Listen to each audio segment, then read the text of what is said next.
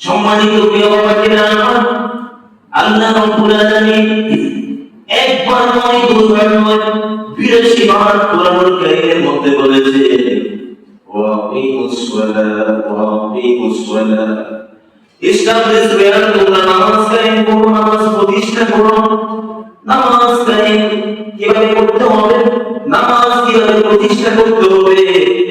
আমি নামাজ পড়ি কিন্তু আমার পাশের পরিবারে নামাজ পড়ে না। আমি নামাজ পড়ি, আমার চাচা পড়ে না, জ্যাঠা পড়ে না।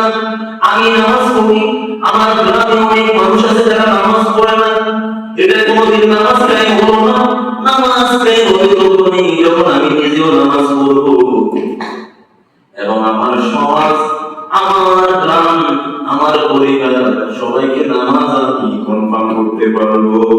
সুবহানাল্লাহ বলেন। তাহলে নামাজ কি করতে হবে? কায়েম করতে হবে। নামাজ আদায় করার জন্য কোরআন শরীফে আল্লাহ বলেন আদায় করতে আপনি নিজে নিজে পড়বেন, আর কাউকে আপনি নামাজে আনলেন না। এই পাড়ার মধ্যে মানে এই গ্রামের মধ্যে যদি কেউ নামাজ না পড়ে তাহলে কি আপনার কি দায়িত্ব নাই তাকে নামাজে দাওয়াত দেয়া?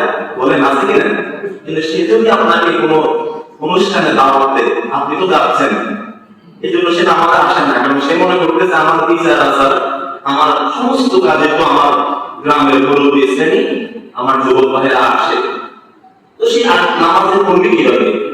নামাজ কায়েম করার জন্য, নামাজ পড়ার জন্য আপনি নিজেও পড়তে হবে এবং অন্য ভাইকে নামাজের জন্য দাওয়াত দিতে হবে।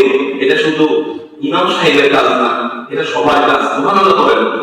বাল্লিগু আন্নি ওয়ালাউ আয়া, হাদিসটা শুনেন, বাল্লিগু আন্নি ওয়ালাউ আয়া। রাসূলুল্লাহ সাল্লাল্লাহু আলাইহি ওয়াসাল্লাম বলছে তুমি যদি একটি আয়াতও জানো তাহলে এটা অন্যের কাছে পৌঁছায় দাও। নামাজ কায়েম করা ফরজ, আপনি এটা জানেন না? বলেন জানেন কি না? তাহলে এটা কি করতে হবে? অন্যের কাছে আপনি এই দাওয়াতটা পৌঁছে দিতে হবে।